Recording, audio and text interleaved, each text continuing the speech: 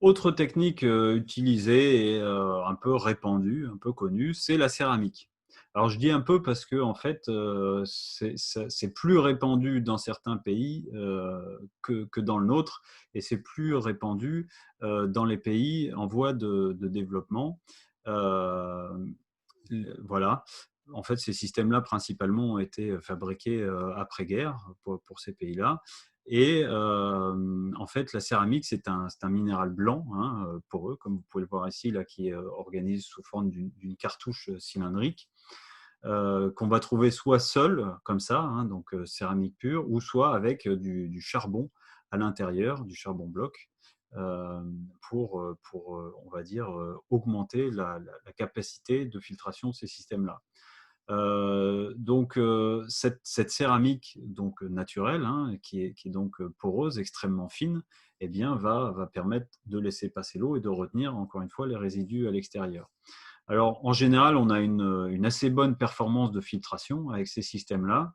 Il comporte un inconvénient, encore une fois, qui est celui du débit relativement réduit, parce que ce sont des pores qui sont extrêmement fins, c'est un matériau extrêmement dense, et donc du coup qui va demander un entretien assez important. C'est là où ces techniques-là vont du coup être un peu limitées dans leur capacité de diffusion et d'utilisation, puisque eh bien, le fait d'avoir ce débit qui se réduit et cette nécessité d'entretenir ces cartouches va eh bien, réduire son champ d'application. Alors, en fait, ce qui se produit, c'est que, eh bien, sur la surface extérieure de cette céramique, à un moment donné, on va avoir la présence de particules euh, de différentes formes. Alors, si par exemple, on n'a pas de préfiltration au départ de son habitation, puisque évidemment, les filtres à céramique permettent de traiter un seul point d'eau, hein, on ne traîne pas toute une habitation avec ces systèmes-là non plus, puisque le débit est assez fin.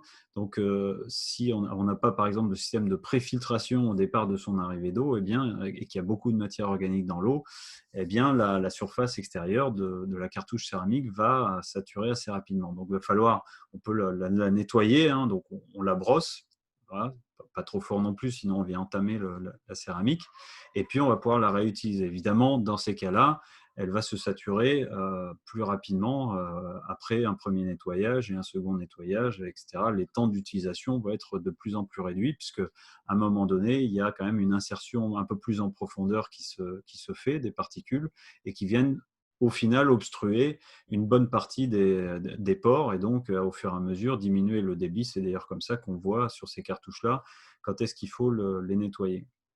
Pour avoir moi-même d'ailleurs au tout début utilisé un système de ce type-là dans ma cuisine, sous mon évier de cuisine, je m'étais aperçu un jour, pour la petite histoire, en démontant cette cartouche, ce système-là, et en regardant en fait dans la cuve du porte-fil, donc qui contient la cartouche, la couleur de l'eau, qui était un peu saumâtre, quoi, hein, un peu marron, enfin jaunâtre, marron, qui avait une odeur un peu voilà, de poisson.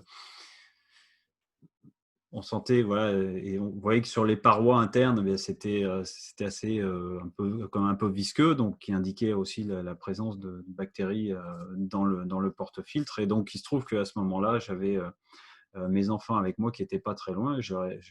Voilà, je leur ai montré, je leur ai dit, bah, regardez, voilà ce qu'on peut trouver. En fait, quand on filtre l'eau, en fait, ce que retient une cartouche, voilà, c'est ce qui est présent dans l'eau, qu'on ne voit pas forcément hein, à l'œil, mais qui est bien présent. Donc voilà, je leur ai montré ça. Je leur ai fait sentir aussi l'eau qui était dans la cuve. Et donc, à mon grand étonnement, ils avaient dit, ah, ça sent comme l'eau qui est à la cantine, qu'on boit à la cantine. Alors là, je m'étais dit, oula, bah dis donc. Euh, Finalement, c'est une bonne chose qu'ils aient une eau filtrée ici. Et voilà, peut-être un amalgame aussi de chlore, de bactéries. Bon.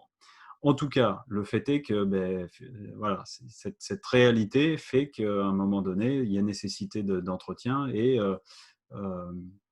donc, on retrouve ce type de cartouche-là, soit dans des systèmes sous-éviers, ou soit dans la forme dans laquelle on peut l'avoir ici, un peu comme dans des fontaines, hein, donc c'est ces gros cylindres en inox où on a en général une ou plusieurs de ces cartouches-là, et on va venir remplir la partie supérieure avec de l'eau, et puis en fait par gravité, eh bien l'eau va passer à travers les cartouches et la céramique, et puis ensuite en dessous on a un bac, hein, qui retient l'eau une fois filtrée, à laquelle on peut se servir avec, pour le coup là, plus de débit, puisque évidemment quand l'eau passe par gravité, le débit est très réduit. Donc là, bon, l'inconvénient de ces systèmes-là qu'on a posés chez soi, comme toutes les fontaines, l'inconvénient majeur, eh bien, c'est que ça va prendre de la place déjà, que il faut toujours le remplir. Et puis, bon, si il y a de l'eau en réserve, on peut se servir tout de suite. S'il n'y en a plus, il faut aussi attendre, voilà, un certain temps que ça filtre. Qui dit, encore une fois, réserve d'eau, dit stagnation de l'eau, dit eh bien, potentiellement présence des bactéries.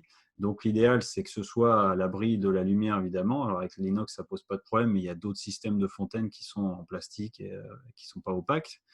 Et puis évidemment, dès qu'on a manipulation, c'est ce qu'on va voir aussi avec les systèmes de filtration au charbon, eh bien, il y a la présence de bactéries qui peut, voilà, être là de plus en plus, et qui peut dans les réserves d'eau proliférer. Et la problématique aussi dans ces systèmes-là, c'est qu'on passe successivement d'un filtre qui est dans l'eau à un filtre qui est hors d'eau. Et donc là où les bactéries se développent plus aisément à température ambiante. Voilà. Donc la limite, en fait, hein, et c'est pour ça que du coup ça s'est moins répandu chez nous, eh bien, c'est à la fois l'aspect pratique, hein, le débit et la place, et on utilise un principe fontaine, et puis la nécessité de l'entretien, voilà, dans le temps de démonter, de nettoyer, de remonter. Et voilà. Donc évidemment, il vaut mieux préférer déjà des systèmes qui sont connectés à l'eau, puisque du coup, ça va être beaucoup plus pratique, et on va éviter des problématiques aussi d'avoir le contact air-eau, et d'avoir la manipulation et les problématiques bactériennes.